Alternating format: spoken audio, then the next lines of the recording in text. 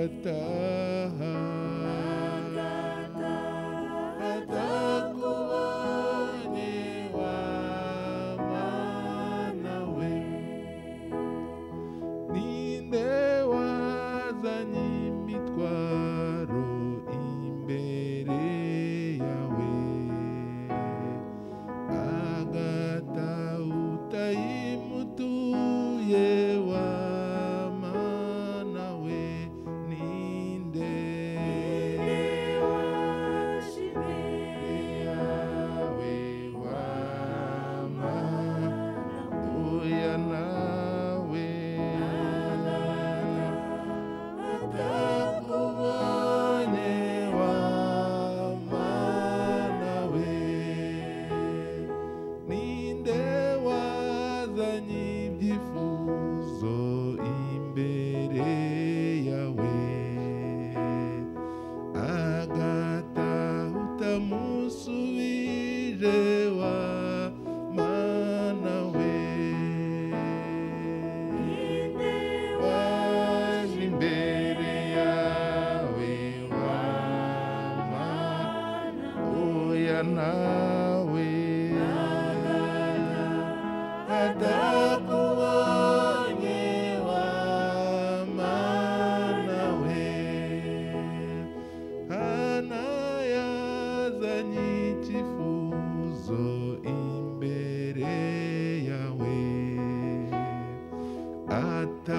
atahabonye samweli wa mana we ninde waje imbere yawe wa mana oya nawe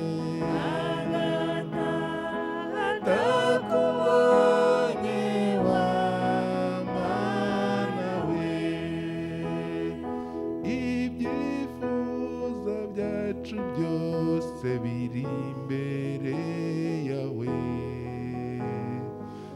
utubera igisubizo wa mana we ninde waje imbere yawe wa mana oya nawe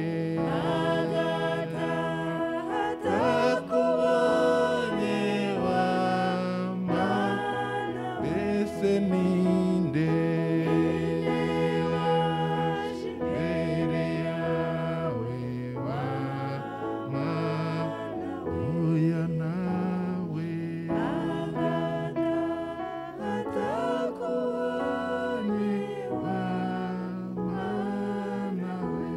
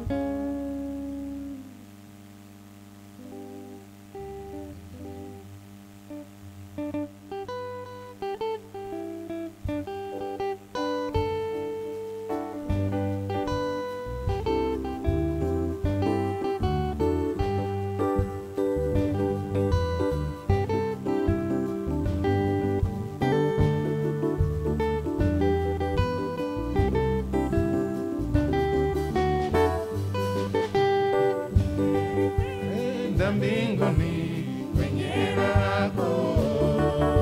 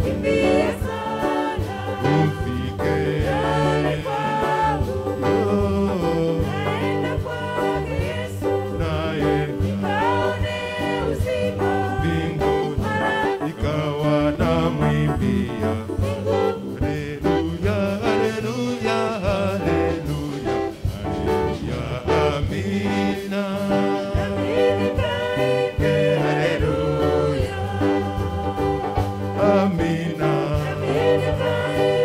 Haleluya.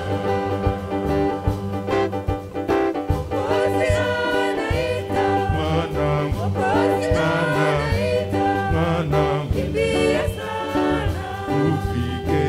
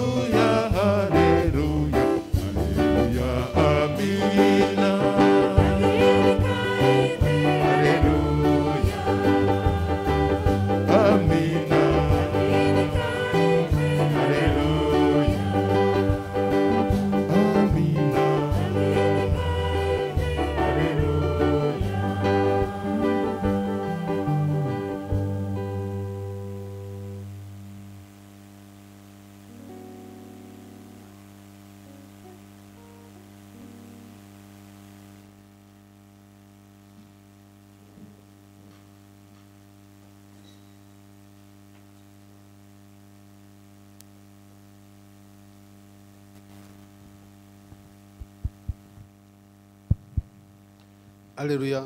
Amen. Ndabasuhuza mu izina ry'umwami wacu Je Yesu vous Kristo. salue dans le nom du Seigneur Jésus-Christ. Imana ibaha umugisha. Dieu vous bénisse. Ni igitondo cyiza. Nous avons un agréable matin. Kuko iyo tongeye kubonana Quand nous nous voyons ici, cyane cyane imbere et y'umwami surtout wacu devant la présence de notre aba Seigneur ari ubunane Jésus-Christ, rwose. c'est vraiment comme nous Aba ari voulons. ubunane. C'est comme nous voulons. Ibyo rero Pour cela, ntatinze sans trop tarder, ndizera neza yuko Je crois que- mwaruhutse ejo hari ubukwe hier, il y tumaranye iminsi avait eu un amakwe n'ubu mariage. Nous baracyakomeza avons beaucoup de mariages, il y en a autant. agahenge tuba tubonye Alors, le temps que nous avons temporaire, kugira ngo karadufasha. ça nous aide vraiment. Reka muri data Alors, dusomere le frère va faire la lecture.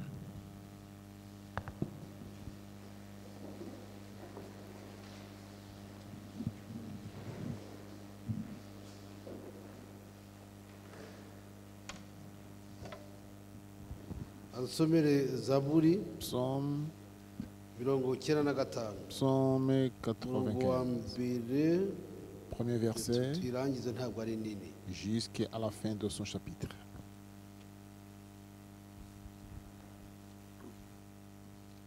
turasoma mu izina ry'umwami wacu Yesu Disons dans Kristo. le nom de Amen. Jésus-Christ.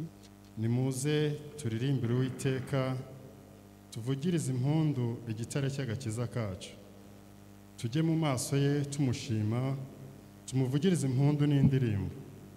Kuko Uwiteka ari Imana ikomeye, ni umwami ukomeye usumba ibigirwamana byose.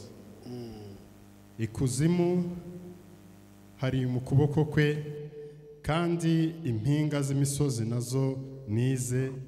Inyanja niye, niwe wayiremye, intoki ze nizo zabumbye ubutaka.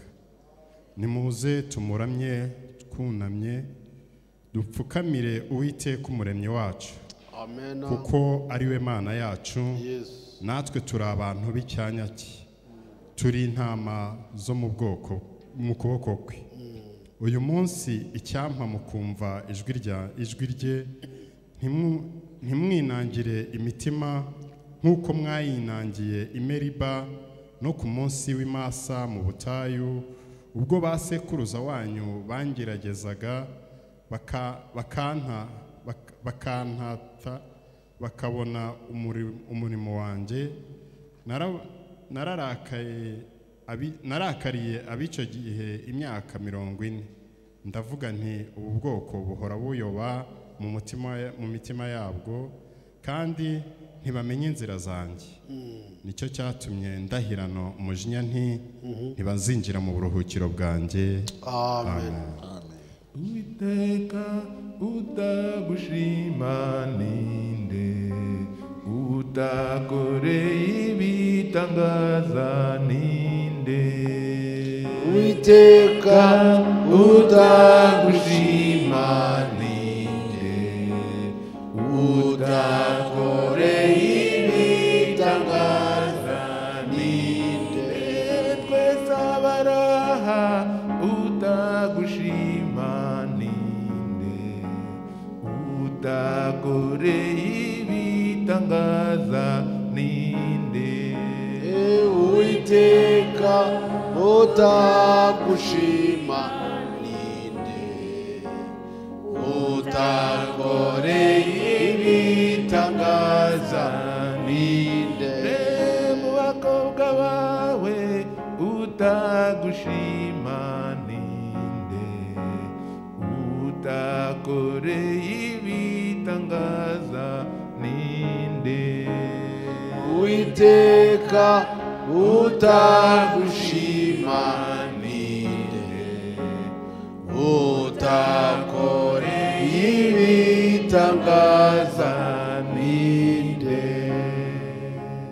Seigneur Jésus, twongeye databuja guhimbaza muri kano kanya, turagusaba gukomeza kudufasha mu rugendo rugana mu ijuru. Urakoze databuja mwami ukiranuka, urakoze Imana ihoraho, urakoze Imana y'ubuntu, kandi urakoze Imana yitangaza. Ishimwe icyubahiro cyugaruke ubu n'iteka ryose. Urakoze databuja mwami, twizera neza yuko watangiye umurimo ari nawe uzawurangiza. Udufashe muri byose, uturengere, uturindire ubuntu bwawe, icyubahiro cy'icyaha n'iteka ryose. Haleluya. Utangizane natwe, urangizane natwe mwami, ukomeze ni ukuri databuja mwami kwihisha icyubahiro muri kano kanya. Udufashe nk'uko bikwirabera bawe, uwo umugisha buri wese mwami. Dutangire mu izina rya Yesu Kristo, kandi databuja mwami turarize mu izina ryawe. Haleluya. Twongeye gushimira Uwiteka Mana nzima, turagushimira kubw'ubuntu bwawe n'imbabazi zawe, turagusaba gukomeza kudufasha mu rugendo rugana mu ijuru. Ndakwinginze kugira ngo databuja mu gitondo cy'uyu munsi ni ukuri uze hagati yacu, abarushye n'abaremerewe ubaruhure. Databuja mwami banyantege nke ubongerere imbaraga, buri wese n'icyifuzo cye mwami. Ni ukuri databuja birashoboka ko hariho abagifite iroro, birashoboka ko hari abananiwe, ariko kandi wowe mu gihe umanutse amavuta yawe akatuzaho kongererwa imbaraga mwami. Iyo mpamvu imbaraga zose z'umwanzi mu buryo butari bumwe zihagarare mu izina rya Yesu Kristo, kugira ngo databuja twumve neza ijambo ryawe, ibyishimo, imbaraga zawe, umunezero uturutse kuri wowe usage mu mitima yacu. Genda bene data bakiri mu nzira, dufashe mwami guhera ku itangiriro kugeza ku iherezo, ubashe kubana natwe, aba ari we wiyoborera mu izina rya Yesu Kristo. Amen. Nous prions. Amen.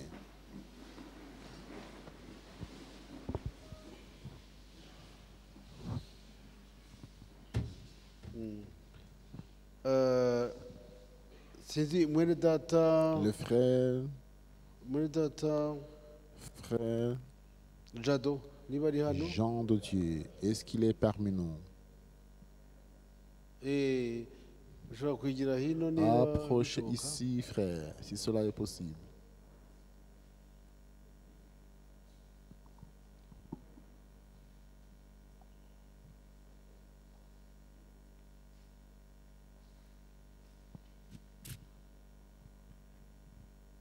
Bene data na bashiki banjye Mes frères et ndabasuhuje mu sœurs, izina ry'umwami wacu Yesu Kristo. Je vous salue Amen. dans Jésus-Christ. Mbagaze ahangaha Je suis debout ici. nshima Imana. Je rends grâce à Dieu.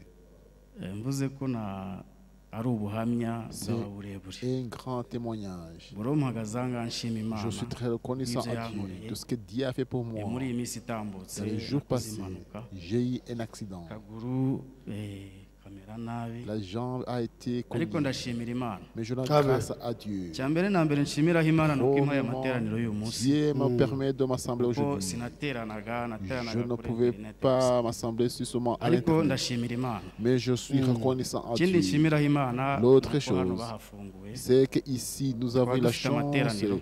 d'être ouverts Icyo nacyo et nshimiyeho accès à Imana. l'assemblée. Je rends grâce à Ikindi Dieu. nanone nshimiyeho Imana, Autre chose que je rends grâce à Dieu. bene data baramfashije. Mes frères m'ont soutenu. Baramfashije cyane, Ils m'ont ndabasabira appuyé. umugisha mu Je izina vous ry'umwami wacu Yesu bénis Kristo. au nom de Jésus-Christ. Hari ijambo ry'Imana Il y rivuga a la ngo parole de Dieu disant, iyo umubibyi agiye kubiba imbuto quand le semeur asohoye sème les imbuto agiye kubiba semences pour aller semer, abiba ababaye, il sème dans ariko ngo yajya la, gusarura dans la agasarura yishimye. fureur. Sabiye Mais umugisha bene en data sonnant dans la bamfashije, joie. Béni haba kuri tous mes mobile frères, money, soit au moins pour narayibonaga, je voyais cela. haba ku byo kurya Soit sinigeze ngira inzara, les manger, je ko n'ai nari jamais aho eu nari la ndi nabaga faim. mba njyenyine. Là, je vis Buri seul. vraiment mbishimiyeho Imana. Alors je rends Bene grâce à data Dieu. mbasabiye umugisha mu izina ry'umwami wacu Que Yesu Dieu Kristo. vous bénisse, mes frères. Murakoze, Merci niba ngombwa beaucoup. Si cela est abaririmbyi possible, les hari choristes akaririmbo nateguye, puissent m'aider à niba ngombwa chanter. bagashyireho, Si nari cela nababwiye est possible, je les ai umwanya avertis. nuboneka baze kukanshyirira Cette occasion va être permise. Imana Qu'ils ibahe umugisha. m'aident à chanter cette Amen. chanson. Dieu vous bénit. Imana ishimwe Dieu soit ariko ntabwo mwari reconnaissant. ntabwo mwamenye icyo yarwaye ahari Vous n'avez vu, c'était une verre de sa maladie. ko Jado Jean de Dieu. ntabwo ndabona abantu benshi bataramenye Les icyo gens yarwaye. n'ont cette information. yakoze agisida Il a eu l'accident. urabona ko ntabwo yagendaga Vous voyez qu'il boite. ariko ibyo ari byo byose Mais réellement, aragenda noneho il marche maintenant. Amen. Imana ishimwe rero Dieu soit rendu grâce. ndizera neza yuko Je crois que usibye ko ntawe wabikwifuriza je ne souhaite pas cela. bakubaye hafi bene data ni Les byiza frères ont été tout près de toi. ubutaha rero La prochaine uzaduhe fois, umufasha azajya adufasha donnez-nous kuko uba hafi une cyane femme qui va t'aider. byaba byiza T'appeler cyane bon proche none reka de près. Alors, tudatinze Jonas sans trop igire tarder, hino qui n'uwo Frère yakunze Jonas s'approche ici ariko avec sinzi sa uwakunze fiancée. undi simbizi. Qui a aimé l'autre? Amen. undi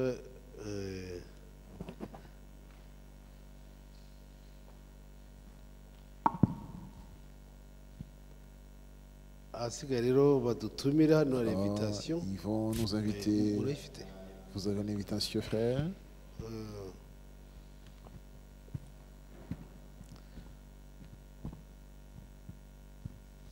Imana ibahe umugisha. Dieu vous Amen. bénisse. duhagaritswa no Nous kubatumira nous mu tenons birori ici by'ubukwe bwacu. pour vous inviter dans notre mariage.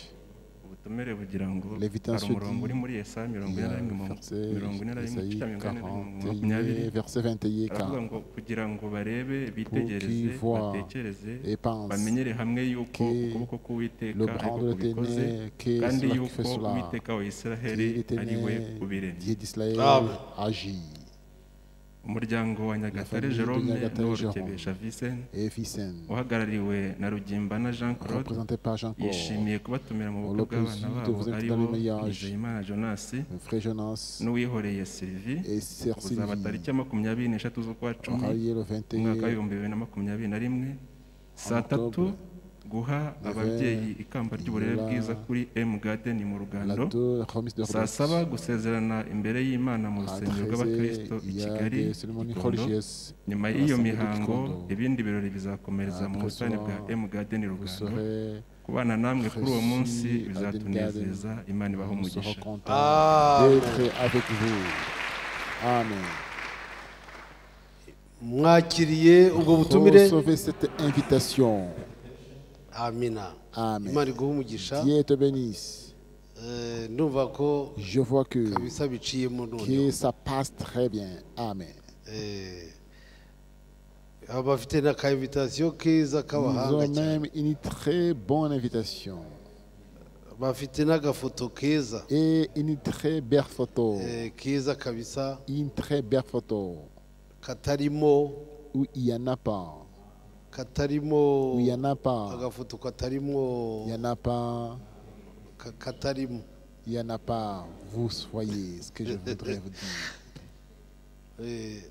Ubwo ariko hari ikindi nshobora niba Jonas anyemereye cyangwa Si Jonas me permet de le dire, ejo bundi naramaje la fois passée, ko je nabonye ifoto demandais, yawe j'ai vu na ta photo fiancée. et ta fiancée. invitation zarasohotse Est-ce que vous avez fait At- sortir une ati invitation? oya Il m'a dit non, ati ntabwo zari c'est pas zasohoka encore sorti.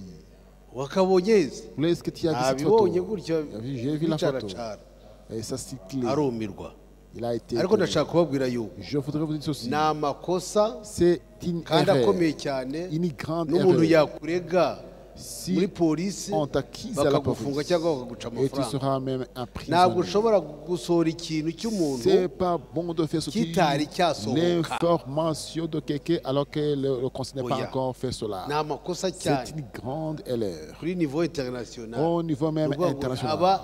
abari manu kashe ye C'est abari ça, man biba caché. bikiri ahantu C'est bien caché ntabwo en tout ushobora cas. ngo ni frere ni frere ni Il ne faut frere pas prendre cela comme ngo frère. ngo nta kibazo ngo Que ndayibonye ça ne pas de agatangaza souci. ku Et magurupe vous allez donc partager Ni- cela ni aux icyaha groupes sociaux. gikomeye. C'était une grande Bo, ikindi erreur. cya kabiri Deuxièmement, ntabwo ushobora gutanga aderese y'umuntu tu ne peux pas donner l'adresse de quelqu'un. kereka ari nka polisi yikubajije Si cela c'est la police qui vous le demande, cyangwa se abandi bayobozi ou bien d'autres bitewe autorités, n'impamvu runaka selon ari différents motifs. telefone Soit téléphone, urabanza ukabaza nyirayo tu dois demander le concerné. nshobora kuyitanga ko ari umuntu Est-ce que uyimbajije? je peux partager ton téléphone alors qu'il y a quelqu'un qui me kuko le ntabwo demande? uzi icyo ayishakira Parce que tu ne sais pas ntabwo uzi pourquoi ibibazo il a besoin bafitanye de cela. Vous ne savez même ntabwo pas les ubizi. soucis qu'ils Tugomba ont kugira entre eux. discipline muri Nous devons byose. avoir la discipline en toutes choses. Amen. imana ibaha umugisha Dieu vous bénisse. reka twakire Alors, uturimbisha nous recevons ceux qui vont entonner les cantes de louange. twumva n'ijambo ry'imana Nous prêtons d'écouter la parole de Dieu.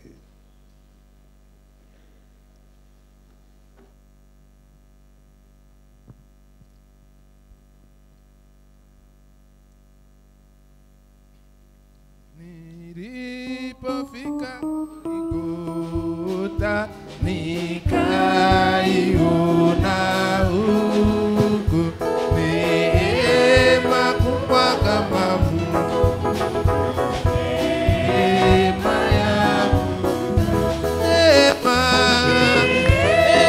yako ya Golgotha ni kama bahari kubwa, neema tele na ya milele, neema yako tosha, neema yako ya Golgotha ni kama bahari kubwa, neema tele na ya milele, neema yako tosha. Nilipofika moyo wangu ulilemewa sana, sikufahamu bado vema neema yake, upa neema yako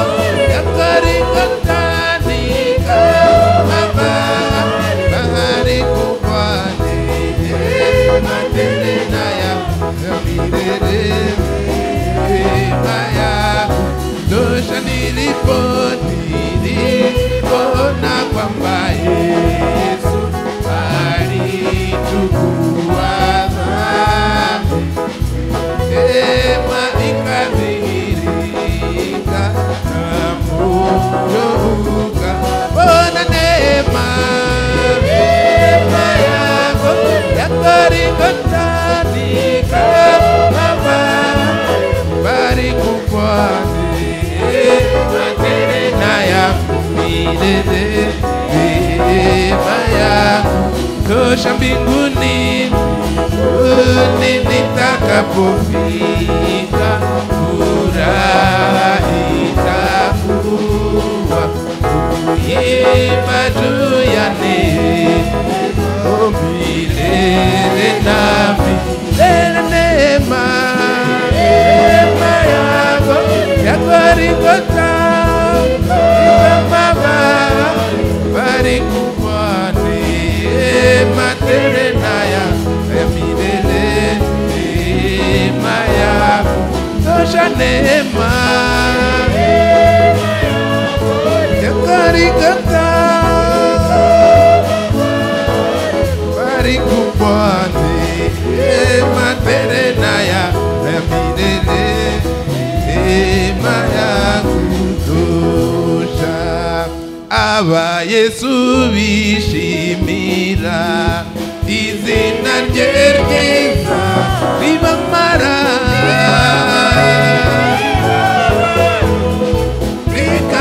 rikabatinyura ribamara rero,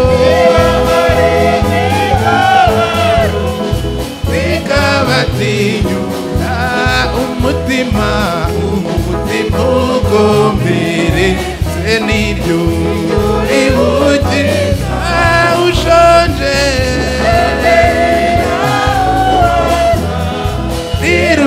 rirururushye ushonje wese uhaza, rirururushye niryo ngabo yanjye zayihora n'urutare wagaho n'inzu yanjita kwa n'urutare rwiza, wagaho n'inzu yanjita kwa urumutambi ndembe na n'umwami unege n'umungeri rujandagira n'inshuti nize na n'umungeri mwiza, rujandagira n'inshuti nize na ni wowe bugingo we bugingo bwanjye kandi kuri wowe niyo nsiganirwa Yesu kandi uri intinzi niyo nsiganirwa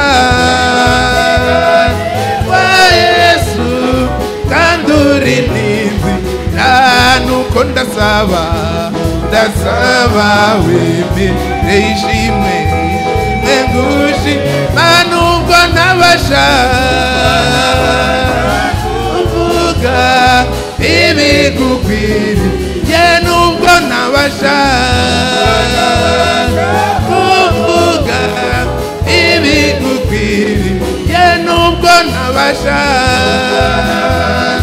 kuvuga ibigukwiriye, nubwo ntabasha kuvuga ibigukwiriye, nubwo ntabasha kuvuga ibigukwiriye. Mana ya Aburahamu na Isaka na Yakobo, uyu munsi ugaragare ni wowe Mana.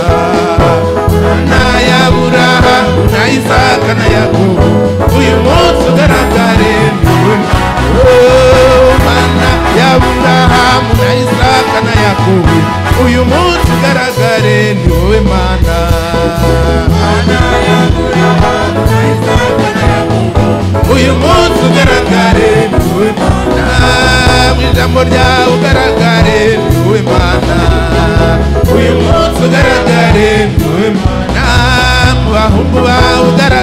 ni wowe mana umunsi ugaragare ni wowe mana mu itorero ryawe ugaragare ni wowe mana uyu munsi ugaragare ni wowe mana mu bakozi bawe ugaragare ni wowe mana uyu munsi ugaragare ni wowe mana mu bitangazo ugaragare ni wowe mana uyu munsi ugaragare ni wowe mana ni wowe mana nyamana ni wowe mana nyamana ni wowe mana nyamana ni wowe mana nyamana mu ijambo ryawe uri mana bene data uri mana mu gukiza uri mana ni wowe mana nyamana ni wowe mana nyamana ni wowe mana nyamana nimemuona asiyebadilika Yesu asiyebadilika nimemuona asiyebadilika Yesu nimemuona asiyebadilika Yesu asiyebadilika nimemuona asiyebadilika Yesu asiyebadilika wanasiasa wanaweza badilika lakini Yesu hawezi badilika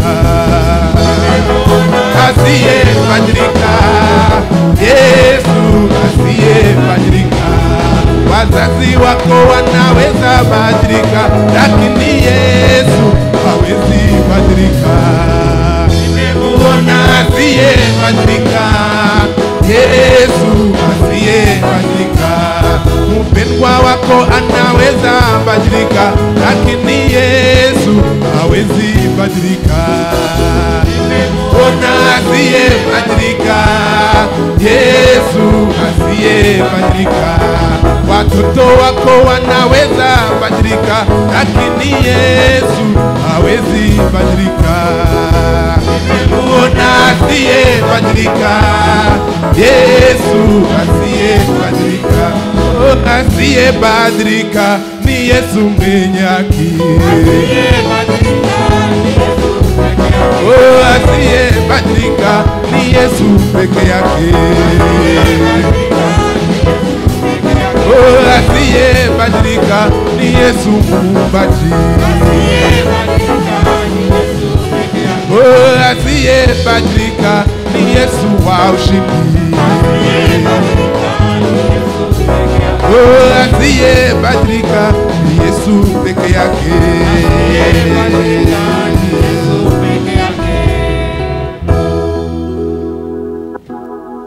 Haleluya amen Haleluya amen Haleluya amen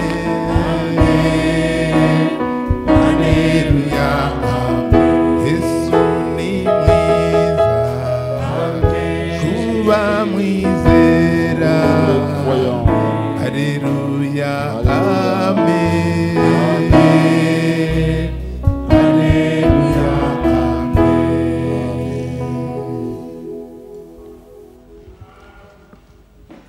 abera b'Imana Les saints de Dieu, je vous salue dans le nom du Seigneur Jésus-Christ. nishima mu gitondo cya none Je suis très reconnaissant pour cette matinée. kuko yatwongera kurama. Dieu nous a augmenté de vivre encore. Hari benshi baryamye ari Il y bazima a des gens qui sont ariko malades, byarangiye. mais d'autres est morts. Imana y'umugisha baririmbyi Dieu bénit c'est les choristes. baduhaye mu kirere cyiza cy'umwuka Nous a donné un bon atmosphère spirituelle.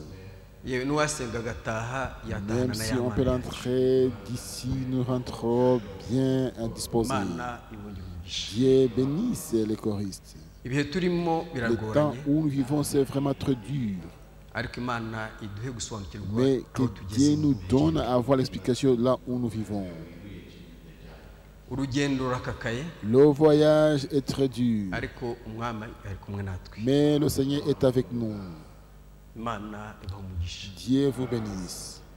ndagira ngo tuganire ku ijambo rivuga Nous allons discuter imana y'iki gisekuru. sur le Dieu de cet âge, le thème de son jour. turi mu gisekuru Nous giheruka sommes dans l'âge dernier cya Laodikiya, de l'Odyssée, aho amadayimoni où yose tous les démons yagendeye mu bisekuru byatambutse qui ont passé des âges passés yaje aza muri iki gisekuru sont cyane. maintenant concentrés dans l'âge de l'Odyssée. turarwana amanywa Nous n'ijoro, combattons du jour vers la ariko nuit, twiringiye insinzi mais nous ituruka ku croyons à la victoire de notre Seigneur Jésus-Christ. Uwiteka. mureke dusome muri Galatiya Nous lisons le livre de Galates, igice cyawo cya mbere umurongo wa mbere kugera ku wa gatanu. Galates 1, 1 jusqu'à 5.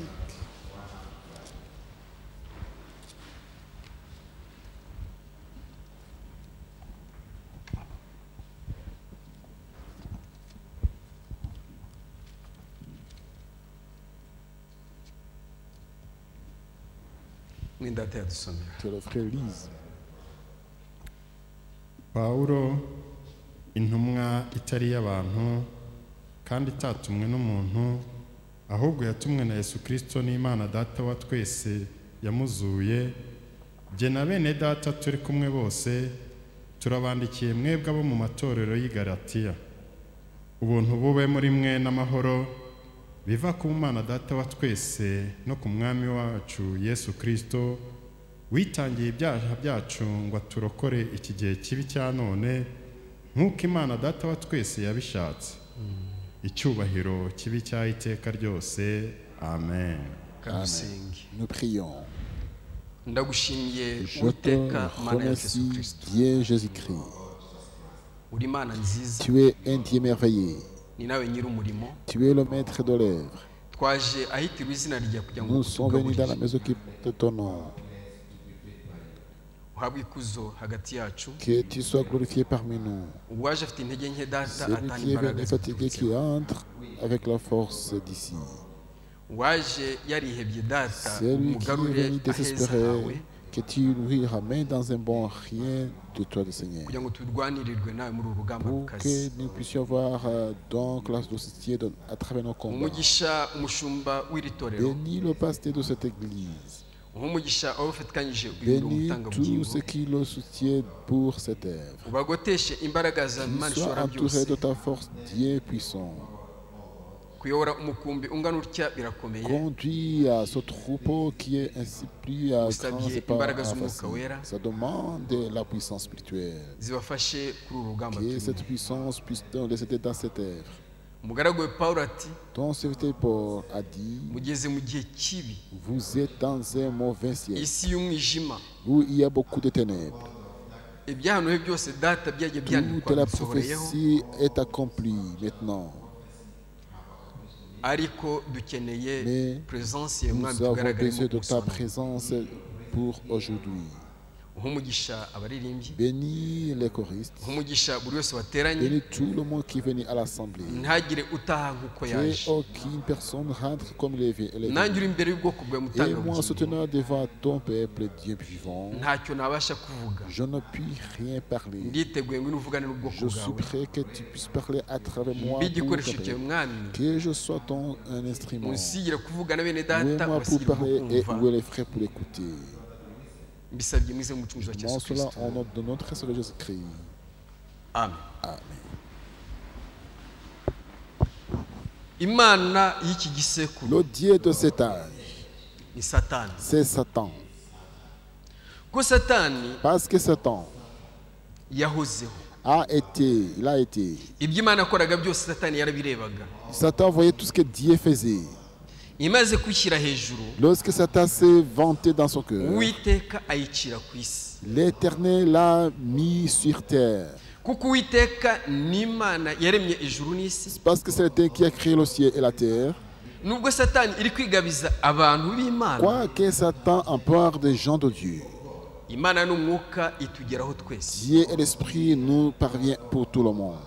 yaravuze iti Dieu a dit, ugushije ishyano wasiwe, tu es désoré la terre, kubera ko satani ikumanukiye. parce que Satan descend sur toi. ibyo twabisoma mu gitabo Nous le voyons, cy'ibyahishuwe 12 Apocalypse umurongo wa chapitre 12. 12, verset 12. murazi kujya muhasoma Vous allez lire cela à la maison. kuko muri abana b'ibyanditswe. Parce que vous êtes enfants des Écritures. Satani imaze kumanukira iyi si, Quand Satan est descendu sur cette terre, abantu batuye iyi si bahise bagushyishyana. les gens habitant cette terre ont eu une Uburwayi désolation. buraza, Il y a eu la maladie, ibibazo biraza, il y a eu trop de problèmes. umuntu akabura uko yanifata muri iki gihe giheruka. L'homme comment se tenir dans cet âge. Ariko umwami Imana Mais iri le kumwe Dieu natwe, vivant qui est parmi nous, ikomeze iturinde ibi qui byose continue bikurikirana. à nous protéger contre des jours de ce jour, des choses de ce Umuntu jour. wese kuri iyi si Tout le monde sur cette terre, agombe kumenya ko ibintu bishobora guhinduka mu kanya il doit gato. connaître que des choses puissent changer dans un court temps. Kandi ikibabaje bene data mu gihe Et turimo ce qui est malheureux, mes frères, le temps où nous ni vivons, uko hari abantu bari kwihimbira gukiranuka, c'est qu'il y a des gens qui vantent les propres bagafata justices, ibyanditswe by'Uwiteka prenant bakabikoresha uko les bashaka. écritures de Dieu, le mettant de travers. Bamwe bakigira abakozi kandi batarigeze D'autres se batorwa nk'abakozi. faisant servir alors qu'ils ne le sont pas. No kuririmba Mais- ni Imana iguha ubwo burenganzira bwo kuba wayiririmba. Même chanter, il faut en avoir l'autorisation de Dieu. Benshi umunsi wa none, Beaucoup de gens dans ce jour, simvuga kuri bene wacu bari mu je ne dis madini, pas nos frères qui sont dans les dénominations, kuko ubwabo ntabwo bazi icyo bakora, parce qu'ils ne savent quoi faire. ariko ndavuga ku bavandimwe bacu Mais twizereye je hamwe, dis les frères que nous avons cru ensemble. uyu munsi tukaba tutakiri kumwe Et nabo qu'aujourd'hui, on n'est pas ensemble en tout cas. kubera umwanzi wacu À ariwe cause de Satani. notre ennemi Satan. Nta muntu Imana yigeze ihereza uburenganzira Aucune personne qui Dieu a ôté le bwo droit gufata ibyanditswe byera ngo de prendre abihindure uko ashaka. les saintes écritures et l'utiliser de son propre gré. Imana ni Imana y'ijambo Dieu ryayo. est Dieu de la parole. Hahirwa abarigenderamo Et uko il y a des ibishaka, gens qui marchent dans la volonté de Dieu. kuko bazaruhuka Parce imbeho qu'ils n'imihati. seront reposés de leur mauvaise mwene data yihangana dusomere conduite. Que le frère lise Petero wa kabiri de Pierre igice cya mbere ni umurongo wa chapitre 19 1, verset n'uwa 19 makumyabiri. jusqu'à 21.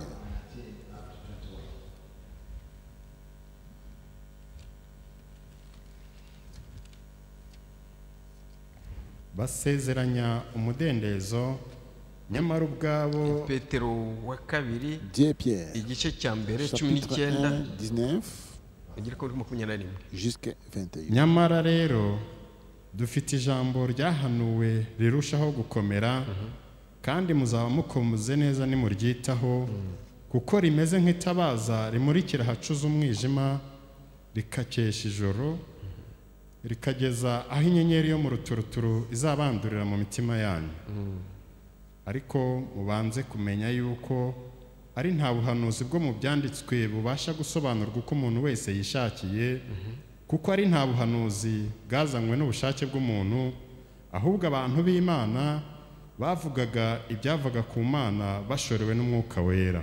Imana ibaho umugisha mu izina rya Dieu Yesu vous Kristo. bénisse dans le nom de Jésus-Christ.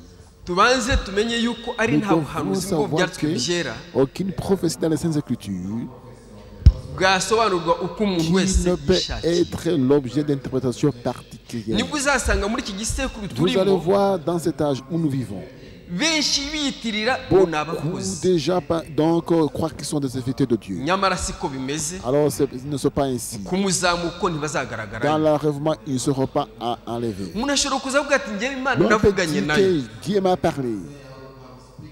nari ndi kugenda numva ijwi ryayo. J'ai senti même la voix de Dieu quand je uwo mwene marchais. data ukumva rwose yahindishije ngo ni umukozi Et w'Imana, cette personne va dire qu'il est vraiment accepté de Dieu. ariko Imana ibishimirwe Mais que Dieu soit remercié. kuko mwahawe umwuka wo Parce que kugenzura, vous avez eu l'esprit de discernement mukaba mwamenya abakozi b'ukuri pour savoir des n'abanyabinyoma. vrais et des faux serviteurs. Amen. Ariko Imana ni Imana y'ijambo ryayo, Mais Dieu est Dieu de la parole. ireka umuntu akihitiramo. Il laisse l'homme faire le choix. Ariko Imana muri iki gitondo cya none yaduhaye guhitamo neza, Dieu, dans cette matinée, nous a donné un bon choix. kugira ngo dusobanukirwe n'aho ibihe Pour bigeze. avoir l'explication de notre âme, Biradusaba kugira ngo duhagare mu ijambo nous ry'Uwiteka devons Imana alors tutanyeganyega. tenir dans la parole de Dieu sans être ébranlés. Mwene data Branham Frère Branham, muri aka kaburushira avuga dans ngo ce brochure disant, Imana igisekuru kibi, Dieu de cet âge mauvais, paragrafe ya 34 paragraphe na kane, 34, nifuza ko twayisoma. je souhaite qu'on puisse lire cette paragraphe. mwenda tu akadufasha. Que frère va nous aider. L'âge actuel est celui où règne la plus grande séduction. iki gisekuruza turimo kirimo ubushukanyi bwinshi. Iki gisekuruza turimo bene L'âge data où nous vivons, mon frère, kirimo ubushukanyi il y a bwinshi. beaucoup de séduction. Benshi barita ngo ni abakozi, Beaucoup pensent qu'ils sont des serviteurs de Dieu. ariko ifirimbi y'Uwiteka Mais itorero le rizamurwa, sifflet de Dieu, quand il est là, l'enlèvement, abakoreraga ibifu byabo bagiye les kuzasigara. gens qui servaient de leur propre gré vont être Iyo Imana manifestés. iguhamagaye Quand Dieu t'appelle, iguha n'umwuka wera, il te donne l'esprit. ntazatuma ushuka abana b'Imana Ne peut pas vous induire à ngo séduire les wikurireho gens. wereherezeho abantu kandi ntawe Fais uzabajyana. traîner les gens derrière toi alors que tu ne peux pas les mener nulle part. Nta juru pasiteri afite ryo guhereza abantu ngo Le bagiye mu pasteur ijuru. n'a aucun ciel pour donner aux gens. Ijuru ni iry'Uwiteka. Le ciel appartient à l'Éternel. Imana iguhereza uburenganzira bwo Dieu te kwihitiramo. donne le choix de faire le choix. Tubayeho mu gihe kibi cyane Nous sommes dans un âge mauvais cy'ubushukanyi buteye de ubwoba. beaucoup de séduction. Imana idutabare cyane. Dieu nous vient en aide. Nta kindi gisekuru kigeze Oh, kibaho que notre âge comme nous vivons, aho abantu bigeze batangira où kuramya les abandi gens bantu. ont commencé à glorifier d'autres gens. Ubu ngubu uyu munsi Maintenant, aujourd'hui même, muri ubu butumwa, dans le message de muri ubu l'heure, butumwa bw'igihe giheruka, dans le message du dernier benshi temps, biyise ko ari Imana kandi les birashoboka. gens se sont nommés Dieu alors qu'ils ne en tout cas, bikururira abantu nyuma yabo, traînant déjà derrière eux. birengagize ko hari Imana yaremye isi n'ijuru, Ne se souvient pas qu'il y a Dieu qui a créé le ciel et la itegeka terre, ko bucya bukongera bukira. qui nous donne le jour et la nuit. Mwene data Branham nk'umuhanuzi Frère w'Uwiteka, Branham, comme le prophète de we Dieu, yarebye kure il a vu de loin, aravuga ngo disant, ndi umuntu upfa kimwe n'abantu, je suis un homme mortel comme tant d'autres. ntihakazaye ushyiramo ibyiringiro Et bye. personne ne met son espoir. Ibyiringiro byacu tubishyire mu Mais Uwiteka. mettons notre espoir à l'Éternel. Arakomeza ati, Branham a continué en disant, de tous les âges de l'âge actuel est celui où règne la plus grande séduction. igisekuruza turimo nicyo kirimo ubushukanyi buruta ubundi De tous bwabayeho les âges de la séduction. burenze ubwo mu bisekuruza byose by'ubushukanyi Du byabaye jardin d'Éden jusqu'à nos jours. uhereye mu gihe cy'ubusitani bwa Edeni kugeza uyu munsi. Il n'y a jamais eu autant de séduction qu'aujourd'hui. Nta bushukanyi bwigeze bubaho bumeze nk'uburiho uyu munsi. Des faux prophètes se lèveront Abahanuzi b'ibinyoma bazahaguruka et feront des signes et des miracles au point de séduire, bageze n'aho bakora ubushukanyi buzageza n'aho bwashuka s'il était possible, même les élus. n'intore zikaba zazimira niba byashobokaga. Il est bien clair que ce n'est pas à ces églises froides Biragaragara neza ko atari nk'ubwo muri biriya bisekuruza byo mu bihe by'ubukonje formalistes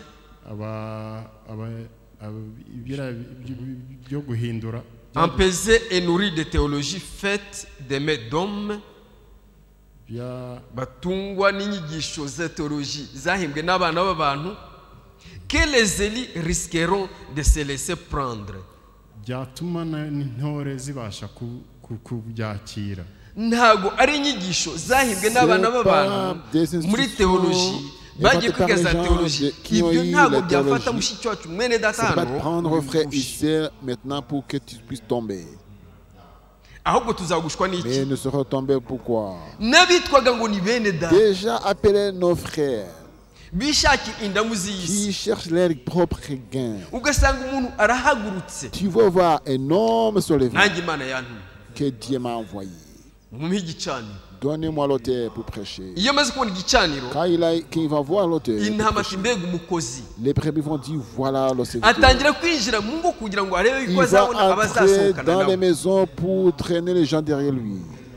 Nta munyedini washuka intore y'Imana, Aucun dénomination ne peut pas séduire le lit ahubwo de Dieu. intore z'Imana, Mais les abera élus de b'Imana Dieu, les saints de tuzashukwa Dieu, n'aba bandi bitwa nous ngo serons abavandimwe bacu séduits des twari gens twizeye kimwe. disant que nous croyons ensemble des frères. Imana idutabare. Dieu nous vient en aide. Ibi bice byose muri kubona Toutes les divisions que vous voyez byaturutse mu gushaka kwa sont kimuntu, venues de la volonté humaine. ngo nabo bagire amatorero ku ruhande. Qu'ils aient les propres églises. Kuva mu ngo bya Edeni Depuis le jardin d'Éden, nta bushukanyi bwigeze bubaho il y a nk'uburiho mu gihe eu cya none. la séduction qui est aujourd'hui.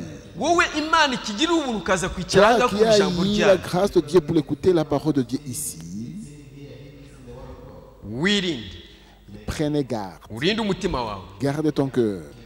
urinde urubyaro rwawe Garde ta postérité. uko waba uri kose De tout ton imana statut, irakuzi. Dieu te connaît. arongera ati Il continue en disant, mais c'est là où ce que l'on voit est identique à la chose réelle. nyamara biragaragara ko ibyo bintu bijya gusa n'ukuri Négliger une seule parole, ukandika négliger une seule parole, kwirengagiza ijambo rimwe gusa cela suffit. ibyo birahagije. Chrétiens de partout, abakristo ahantu hose prenez garde à l'ère dans laquelle nous vivons. mwitondere iki gihe turimo, Notez, mubimenye neza, lisez musome, et écoutez attentivement. mwumve kandi neza. Imana ibahe umugisha. Dieu vous bénisse. Turi mu gihe bene data, Nous sommes dans l'âge, mes frères. Imana ifashe cyane. Que Dieu nous vienne en aide. Hari abari kwiyita ngo ni Il y a abakozi, des gens se disant des serviteurs de Dieu. muzanabyumva kuko Vous internet allez iri gukora byinshi kandi attendre même à bikanatugeraho. l'internet et que cela ça nous parvient. Ugasanga umuntu arahagaze n'amaguru abiri agiye ku L'homme gicaniro se tenant avec ses deux jambes à l'autel.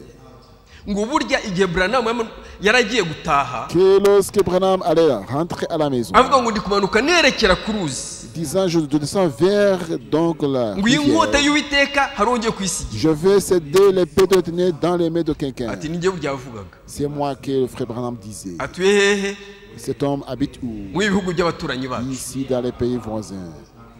ariko twese ko turi aha ngaha Mais tout le monde se tenant ici. buri wese agomba kugira aho yanditswe Tout muri le bibiliya monde doit voir là où il est hakagira ijambo rigusohoreraho nko mu byahishuwe. avoir la parole accomplie à toi comme en Apocalypse. Alléluia. Amen. uwizera Tout croyant akabatizwa et ceux qui sont baptisés azakizwa sera sauvé. kandi azakizanwa n'urubyaro Et sauvé de sa postérité. akazakizanwa n'umuryango we. Et toute sa famille. wowe wamara kubyumva ukavuga ati Quand tu vas ndabyizeye. croire sur attendre sur tu vas voir. Ariko je umunsi crois wa cela. none, Mais aujourd'hui, imana idutabare cyane Dieu nous vient en aide. abitwa ngo bizeye ubutumwa Les gens disant qu'ils ont créé le bari message. kugenda bagashaka amafoto ya Branham Ils cherchent les photos de Branham. akayishyira nk'hariya Les mettant comme dans le akamanika amaboko ngo mana yanjye Branham les mains en les disant mon Dieu Branham waremye isi n'ijuru. qui a créé le ciel et la terre. kandi Branham avuze ngo Branham ntuzashyirwe a dit, ikize kuko njye ni umuntu upfa Non kimwe n'abantu. mettez l'espoir à moi parce que je suis un homme comme uyu vous. munsi tugezemo bene data Maintenant que nous vivons dans cet âge, mes hari n'abari frères, kubatizwa mu izina rya il y Branham. a déjà même baptisés qui sont baptisés dans le nom de Branham. uyu munsi tugezemo Ici maintenant que nous vivons hari abitwa ngo là, bashiki bacu bari kurwana iy'umubiri ndetse il y na a bene des data sœurs et des frères qui se battent donc charnellement. bakarwanirira abantu kandi bitagishoboka. Combattant pour les gens lorsque cela n'est pas umwana possible. ni adutabare. Que Dieu nous vienne en aide. amen. Amen. imana y'iyi si Le Dieu de cet âge, ni satani c'est Satan. yigabije ndetse n'abana b'imana. Même si elle s'introduit dans les enfants de Dieu, burya satani ntawe itinya. Satan n'a aucune peur de personne. ikaza mu bakobwa Il vient dans les filles. akaza ku rusengero yambaye neza La fille venant ici, bien portant, yagera mu rugo iwabo arriver même à la maison. akagira imyenda ajyana mu mujyi La fille va avoir des vêtements pour la akagira imyenda fille azana ku rusengero. et d'autres vêtements qu'elle amène à l'église. siko byari bikwiye. Ce ne peut pas être. niba wajya mu mujyi wambaye iby'ibikozasoni C'est pas bon d'aller donc à la vie portant des choses honteuses bigaragaza agatuza n'amabere, qui montrent tes parties bigaragaza ibitugu kugira ngo bakwifuze, et même ton derrière ton don pour que tu uzabizane no mu sois rusengero et amener cela dans l'église kugira ngo Uwiteka azabone aho aguhera. pour que Dieu donc Dieu puisse voir Kuko ubwo yaravuze comment te ati, corriger parce que Dieu a dit nugenda bakakwifuza, si tu marches alors qu'on va te nuri convoiter, umugore w'abandi cyangwa umukobwa w'abandi si tu ukamwifuza, vois la femme d'autrui à qui tu la convoites, imbere y'Imana Dieu muzamukoze va dire c'est icyaha. comme si tu as fait le péché, la direté. amen. Amen. Imana idufashe cyane. Dieu nous vient en aide. hano ku gika cya 48 Ici, c'est le paragraphe paragraphe 48 48. arabivugaho atya ati, Il dit ceci. ne savez-vous pas qu'une femme qui se déshabille de telle sorte ese ntimuzi ko umugore wiyambika ubusa gutyo n'est pas dans son bon sens. aba atari mu gihe cye cyiza, Qu'elle le croit ou ne le croit pas, yaba yizera cyangwa atizera, qu'elle le pense ou ne le pense pas, yaba abitekerezaho cyangwa atabyitayeho. savez-vous qu'elle est une prostituée? Ese mwari muzi ko ari umusambanyikazi? Si elle pouvait se tenir devant Dieu, Niba yashoboraga kugera imbere y'Imana élever la main akazamura ikiganza et jurer qu'elle n'a jamais été touchée par un autre homme que son mari, akavuga ati nta wundi mugabo wigeze unkoraho uretse umugabo wanjye, et que cela soit la pure vérité, kandi akaba ariko rwose bimeze, il n'empêche qu'elle est une prostituée. ntabwo bikuraho ko ari umusambanyikazi. Jésus a dit, Yesu niko quiconque yavuze, regarde une femme pour la convoiter umuntu wese witegereza umugore akamwifuza a déjà commis avec elle l'adultère dans son cœur. yamaze gukora ubusambanyi nawe mu mutima we. N'Imana ibivuga. C'est Dieu qui dit cela. Biradusaba kugira ngo Ça uyu demande munsi qu'aujourd'hui, bikitwa uyu munsi mwene alors que data c'est aujourd'hui, mon frère, twisubireho, que nous revenons kuko à nous. ibyahanuwe byose Parce que toute la prophétie biri gusohora mu maso yacu, s'est accomplie devant nos yeux. kandi ababwira ko umugeni yagiye kuzamuka. Et je vous dis que l'épouse va être enlevée. Ibyahanuwe byose Toutes les prophéties, ntabyo tutabonye, on a tout vu. ariko twe guca imanza Mais ne jugeons pas. ntawe nciriye urubanza. Je ne juge personne. Nababwiraga nti tugire kwirinda. Je vous disais, prenez garde. Ezekiyeli Ézéchiel 18. 18.